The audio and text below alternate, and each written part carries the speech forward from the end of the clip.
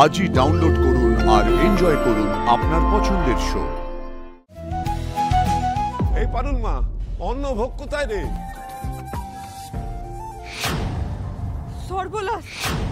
হে বাবা ভুবনেশ্বর, উনুনে এইভাবে জলকে ঢাইলো, উনুন তো লিভে গেছে। বড় খোকা।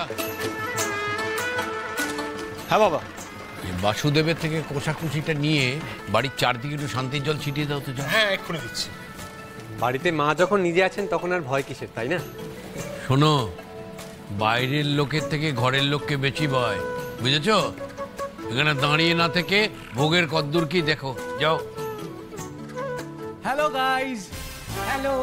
আজ আমার বড্ড আনন্দের দিন, কারণ আজ হবে নবমীর খাওয়া দাওয়া। মা দুর্গাকে দেওয়া হবে আজ 51 ভোগ। পোলাও, পনিরের কোপ্তা, ছানার পায়েস, পোস্তর বড়া, আহা পুরো জমে গেছে। তাই সকাল থেকে তোড়জোড় শুরু হয়ে গেছে। ছ্যাকছুক কলকল আওয়াজ আজকে আমার ঘুম ভেঙেছে। দেখে নেবো তার ছোট্ট দৃশ্য, দেখে নেবো কেমন চলছে ভোগের আয়োজন, বুঝলে? চলো তোমাদেরও দেখাই। অপদার্থ। তরিতা, হ্যাঁ মা, ডালটা হলো? এরপর কিন্তু বেগুনগুলো ভেজে নিও, ওদিক কিন্তু ভোগের সময় হয়ে এলো। এই দেখো গাইজ, সবাই কেমন ব্যস্ত। সবাই খুব ব্যস্ত, 51 ভোগ বলে কথা। আর এর মধ্যে যেটা হচ্ছে মেন, সেই অন্নভোগ রান্না করছে পারুল। চলুন তার কাছে আপনাদের নিয়ে যাই, কিন্তু তার আগে মা, একটু আলু ভাজা পাওয়া যাবে? তুই এখান থেকে যা তো, এখন মাথা কাশ না, অনেক কাজ বাকি। মইনা, তুমি যাও, আগে ভোগটা দেওয়া হোক, তারপরে আমি নিজে তোমাকে দেবো, কেমন? আমার কিন্তু খিদে পেয়ে গেছে, বলে দিলাম। ওকে গাইস, চলো পারুলের কাছে। পারুল, আজ উঠে গেছে। এই তো কোথায় রাখবো? কোথায় রাখবো এগুলো? তাহলে এবার চালটা ঢেলে দি। হ্যাঁ, ঢালো, আমি ওদিকে দেখি। এই পারুল, দাঁড়া। আরে হেল্প করবো নাকি? পারবি? পারবো, তুই থাক। সর করতে দে।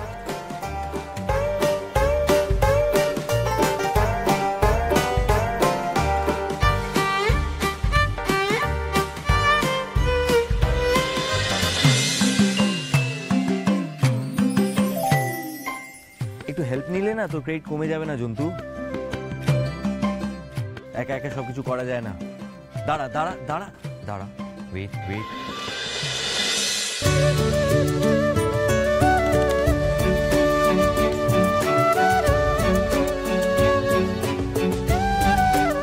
একা তো করতে চাইলা রেতির পিণ্ডে, কিন্তু আমার যা ভাগ্য বটে, তুই পাশে থেকেও আমি একাই রে। একা থাকার এই সাপ থেকে বেড়ায় একসাথে কি আমরা কোনোদিনও থাকতে পারবো না?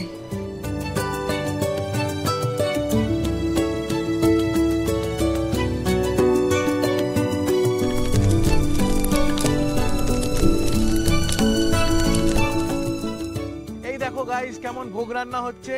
আর পারুল মুখে মাস্ক বেঁধে ভোগ রান্না করছে, কারণ ঠাম্মি বলে দিয়েছে ভোগ রান্নার সময় যেন মুখ থেকে ছিটকে ভোগে কিছু না পড়ে। এই তো তুমি ঠিকই বলেছো। ক্যামেরাটা, হ্যাঁ এটা ঠিকই বলেছো, কিন্তু তার সঙ্গে সঙ্গে আরেকটু কথা বলা দরকার, যেটা ঠাম্মি কিন্তু আরেকটু নিয়মও বলেছে। দেখো, এই যে হাঁড়ি তো ওই উনুনে চাপানো হয়েছে না, তো নিয়মটা হচ্ছে যে এই রান্নাটা যতক্ষণ না শেষ হবে আগুনটা নিভানো যাবে না।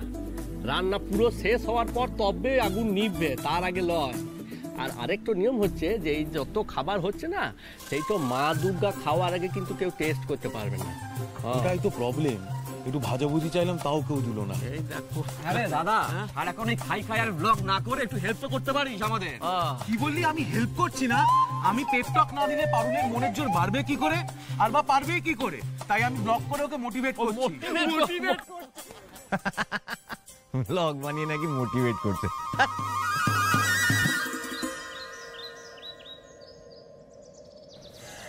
বেশ দাদা, তুমি তাই করো, তুমি যেটা করছিলে সেটা চালাই যাও। লোকেও জানুক যে পারুল চক্রবর্তী কেমন আয়োজনটা করতে পারে।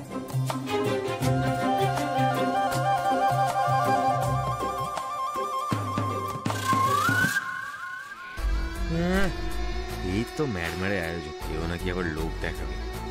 কি এমন ট্রিট আছে এই এক ভাত রান্নায়? মা, আমি কি পুজোতে কিছুই করতে পারবো ক্লাই? এদিকে পারুল আমায় চড়ায় শেষ করে দিল। এতগুলো বান মারছি, একটাও লাগছে নাই। একটা বান লাগাই দাও। ঠাকুরকে ডেকে কিচ্ছু হবে না টগর, আমাদের কিছু করতে হবে। তোমার সাথে আমার আর কোনো সং নাই। তুমি আমায় বুদ্ধি দিবে আর আমি চড় খেয়ে মরবে? কেন গো? আমার ঘাড়ে বন্দুক রেখে চলতে খুব মজা লাগছে রা। কাউকে কিচ্ছু করতে হবে না, যা করার এই টগর নিজেই করবে। দাদু ওইদিকে অন্নভোগ বসে গেছে, একটু পরে আমাদের সব কমপ্লিট হয়ে যাবে। বাসু কাকা আর পুজো কত দেরি? হয়তো হয়ে গেছে। শান্তির জল আর হোমের টিকা নিতে সবাইকে ডাকুন, তারপরে ভোগ নিবেদনও করতে হবে। পারুল মায়ের কিন্তু সময় বেশি লাগবে না রান্না করতে। সবাই তৈরি হয়ে নাও। পারবি একা ওনাদের নয়নের মণি, তুই একা সব পারে, আর আমি যেন বনের জলে ভেসে এসেছি। টগর, পারুল তো বাইরে রান্না করছে, ও তো জানেও না যে এখানে যজ্ঞের টিকা দেওয়া হবে। একটু ডেকে আনো না প্লিজ। তোমার বেশি পিড়িত লয়, তোমার দরকার থাকে তুমি নিজে গিয়ে ডেকে আনো।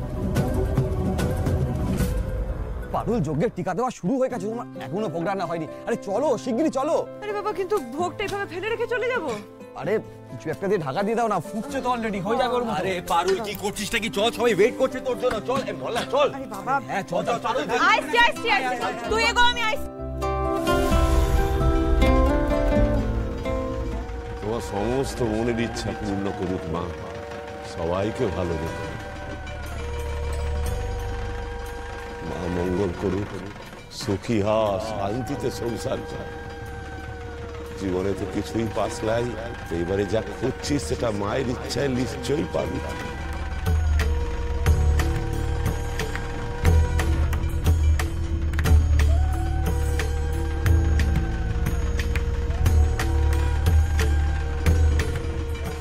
কিরে জন্তু, কি প্ল্যান তো? একান্ন ভোগ রান্না করে ছেড়ে দিবি? এইভাবে দায় সারা ভাবে তুই নবমী করবি? এটা করে তুই আমায় পাল্লা দিবি? হ্যাঁ দাঁড়া না রে তিরপিন্ডা, তুই দাঁড়া। তুই ভাবলি কি করে যে এখানে শেষ বটে? নবমীর পুজো বলে কথা, তোকে না নাচালে হয়? তোকে আগে নাচাবো, দেখ না। তোর এত ক্ষমতা, তুই আমাকে নাচাবি? পারুল মা, ভোগ ওদিকে কত দূরে? আর কিন্তু 15 মিনিটের মধ্যে নির্ঘণ্ট শেষ হয়ে যাবে। মাকে কিন্তু এর মধ্যে এই অন্ন সহ মোটে 51 ভোগ নিবেদন করতে হবে। এই নিন ভোগ তৈরি। হা হা, রাখেন, সব ওখানে রাখেন।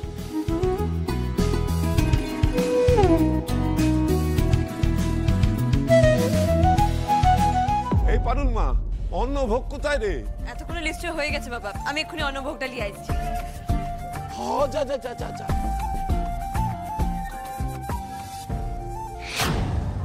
সর্বনাশ! হে বাবা ভুবনেশ্বর, উনুনে এইভাবে জলকে ঢাইলো, উনুন তো লিভে গেছে।